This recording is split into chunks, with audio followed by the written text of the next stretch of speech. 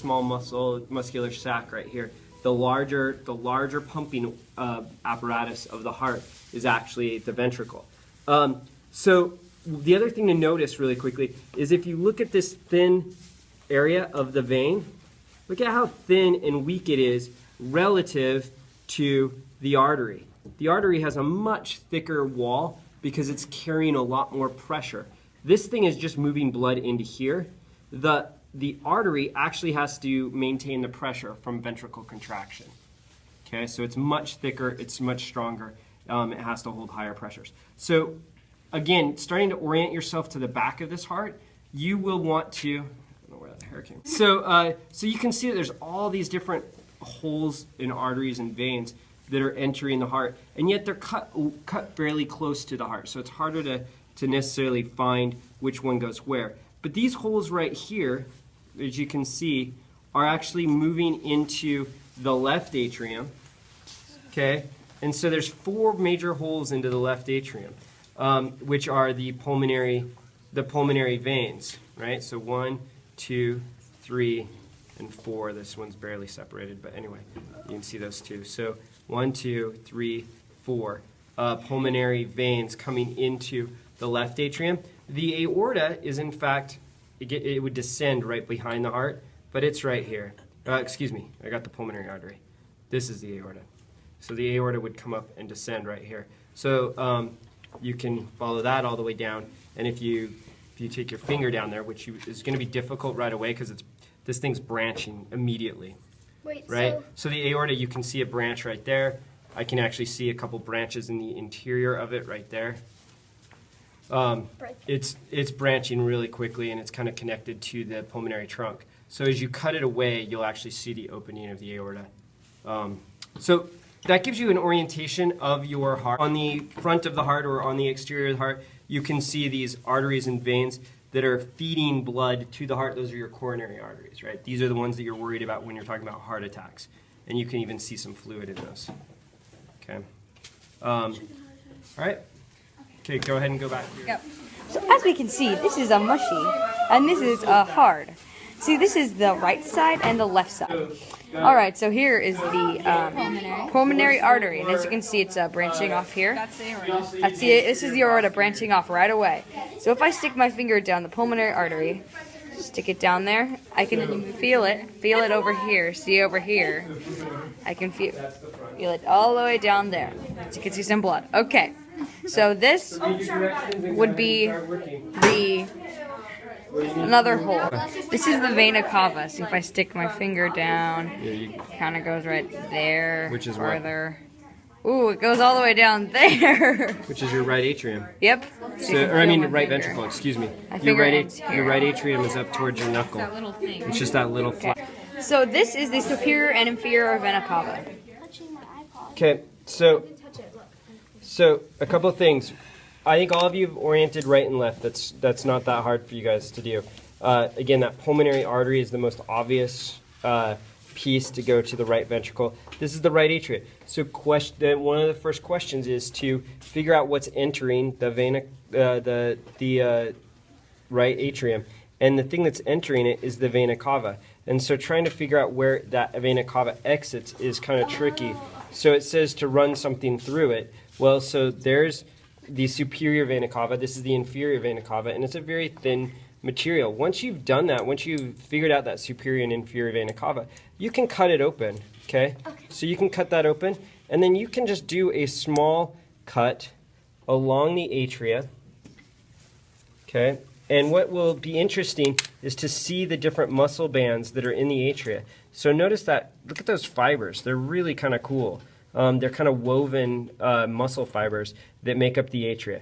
And this exposes... So you cut the brown thing.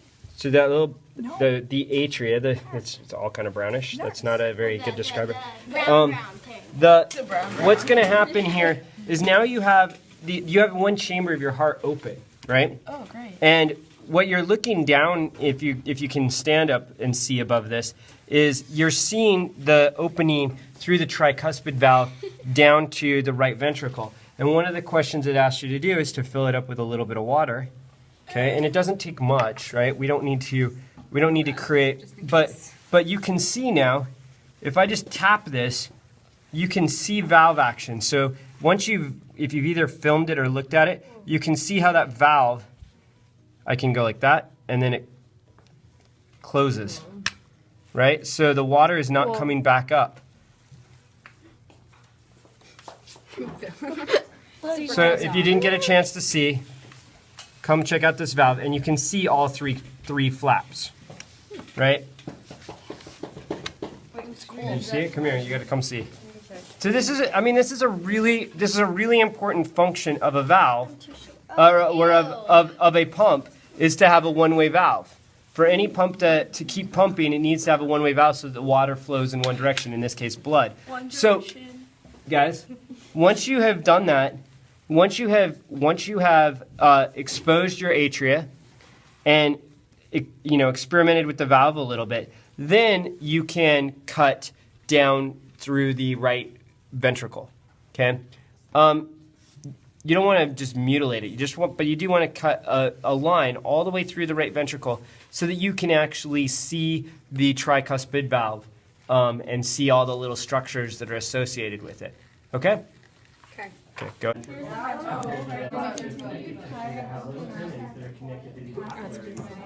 Keep cutting. I want to mute this part. See the stringy stuff? Yeah, that's like string cheese. Again, you have all gotten to the point where you've opened up your atria, you've looked at the tricuspid valve. Some of you haven't gotten to the point where you're cutting into the ventricle yet. So making a cut just into the ventricle will open it up. And as you open up that ventricle, there are a handful of things you should be noticing. One are connective tissues, like this tendon. And the fact is this flap of connective tissue is one of the 3 flaps of the tricuspid valve. So 1, 2, 3, right? So there's 3 flaps of the tricuspid valve. You might have cut through it. That's a little little piece of coagulated blood. There's little papillary muscles, like this one right here. This is called a papillary muscle, and it's got a bunch of tendons connected to it, which help control the valve action. Okay, the thickness.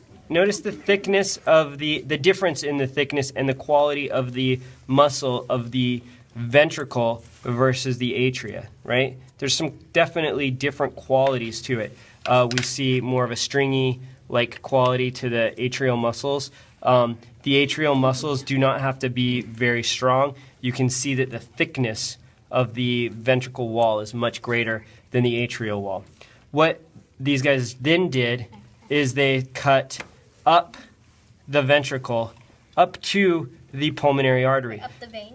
Up towards the pulmonary artery, not the vein. It's now leaving the heart. So arteries are hearts. So I'm going to go ahead and cut through this pulmonary artery for 2 reasons. One is to show you another valve, right? So these 3 flaps are known. They weren't actually. They've got 2 names. We haven't been using one name. One of them's semilunar, right?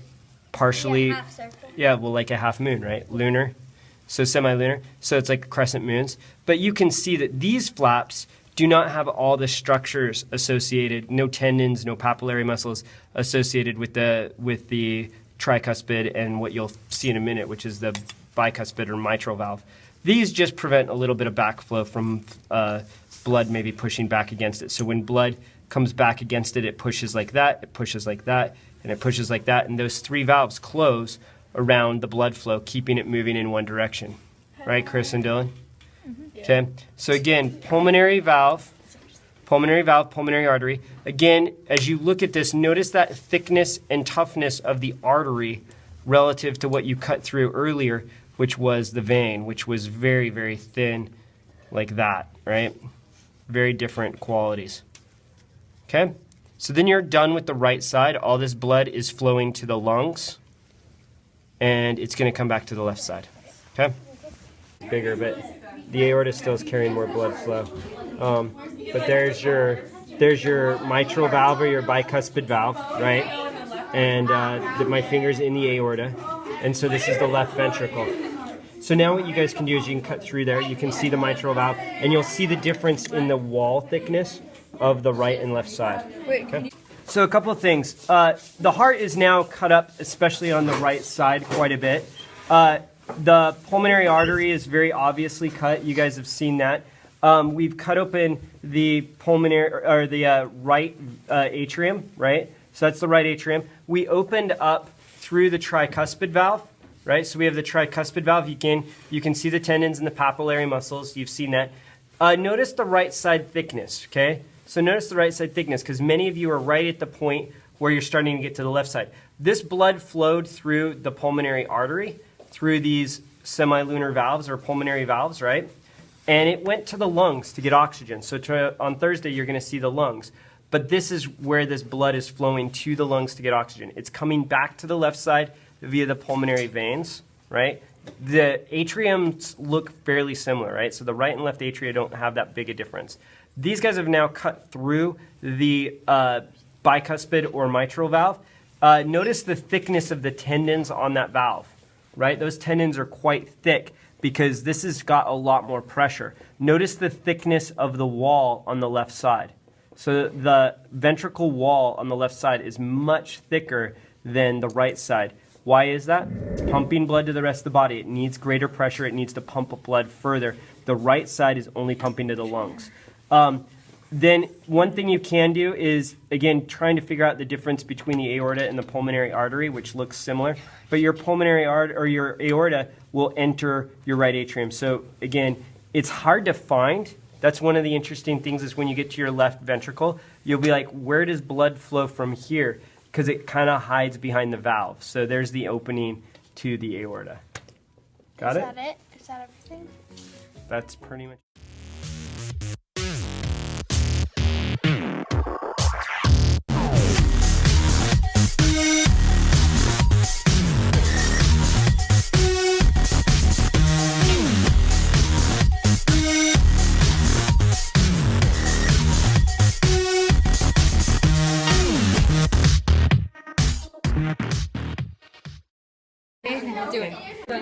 Thank you for watching this amazing video. Bye-bye, class.